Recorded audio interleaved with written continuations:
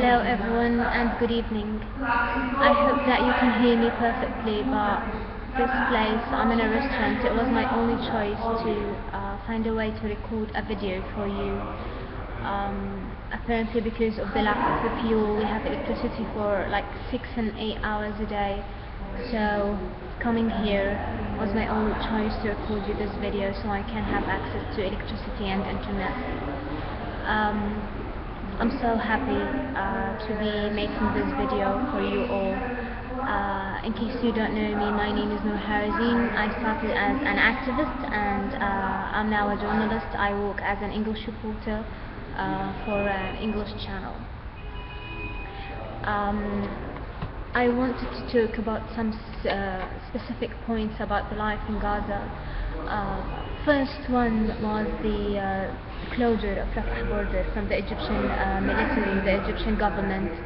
I'm so happy to announce and say that finally they will open it this Saturday for 3 days, Saturday, Sunday, Monday, for the people to be able to get out of the Gaza Strip and enter the Gaza Strip. Maybe as many of you do know, Rafah border was closed for the last almost 50 days. 6,000 people were registered to leave in February, but unfortunately because of the closure no one could leave from the Gaza Strip. Already 3 people died. They needed surgeries in Egypt. One of them is a 3-month-old baby. He died while waiting to leave Gaza to do the surgery. I'm very happy that the Egyptian government reached that decision to open Rafah border for these 3 days, but let us be realistic. I mean, 6,000 people, only like 1,000 of them gonna be able to get out in the next few days, but there's other 5,000 who are registered to leave in February, and there's many who will be registered. There's students, there's patients, there's even non-Palestinians and activists being stuck in the Gaza Strip. So I hope that the Egyptian government is gonna take a decision of fully open Rafah border, not only for the people but also for the goods. The situation in Gaza nowadays, it's complicated. I can tell you, after the closure of Rafah border, it became one of the worst situations that Gaza went through. It is not like the war, of course, but still it was a very hard time. We are facing lack of fuel,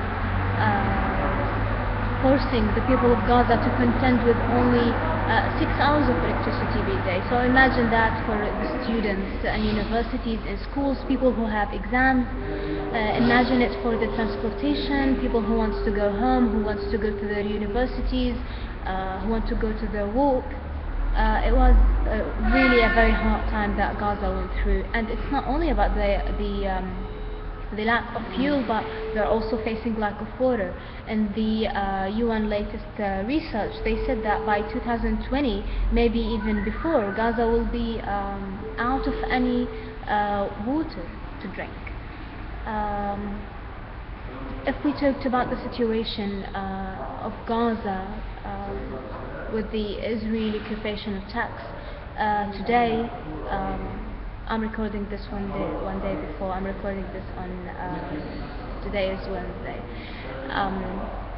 Today the the Israeli Navy, they attacked fishermen inside the sea, burning 2 boats and injuring 4 of the Palestinian fishermen, even though they were fishing inside the 6 miles limit. These attacks and these kinds of Israeli violations, to us Gazans, became like a daily action. It no more became a breaking news. This is something that we face daily and weekly. Each week we get news of people shot around the borders, in the buffer zone area, fishermen being shot inside the sea, arrested, boats being damaged. Even farmers around the border are being attacked while they are planting in their farms. Add to this the fact that since the beginning of this year, it was almost 18 people that were killed, 18 Palestinian people that were killed by Israeli occupation. I would like to talk more, but I think the place where I am, it's a little bit noisy, but I'm sorry again, it was my only choice. Let me end my video by my very dear friend Eileen. I miss you so much. She sent me some questions and I'm answering some of them now. So what does Gaza need? Gaza need Gaza need the media. We need to raise the awareness. We need to speak up. We need to stand up for the injustice in Gaza. It is not only about war. It is not only about activists or journalists coming to Gaza just to cover the war, because after the war there will be hundreds of stories to talk about and hundreds of escalations and violations that people need to report to the outside world. It hurts us, the people of Gaza, the Palestinians, that we see the Western media is manipulating the facts that happens in Gaza. It hurts us to see that most of the violations and most of the attacks are not being reported, and even if they are reported, they will manipulate the words to make us look like we are the terrorists. Let me put an example. In 2012 war, Operation Castle, the Israeli occupation military, the Israeli occupation forces claimed that the reason why they launched this operation in Gaza is because the Palestinian rockets that hit the settlements around the Gaza Strip days before they start the war. But if we went a little bit back, 2 days before, we will find that Israeli occupation shot a 13-year-old kid. His name is Hamid Abdullah, and this was not reported. The truth is not being reported, and this is what Gaza needs, even more than aid. Gaza, I said this before, Gaza is not Somalia. Some people do have money here. We have the minds, we have the people. We are powerful inside of us, but we need the help of the people. We need the help of the people in the world, the citizens of the world, everyone. You should not be a Muslim to stand up for the case of Palestine. You should not be a Palestinian to stand for the case of Palestine. It's a case of injustice and inhumane acts being committed toward the people of Palestine.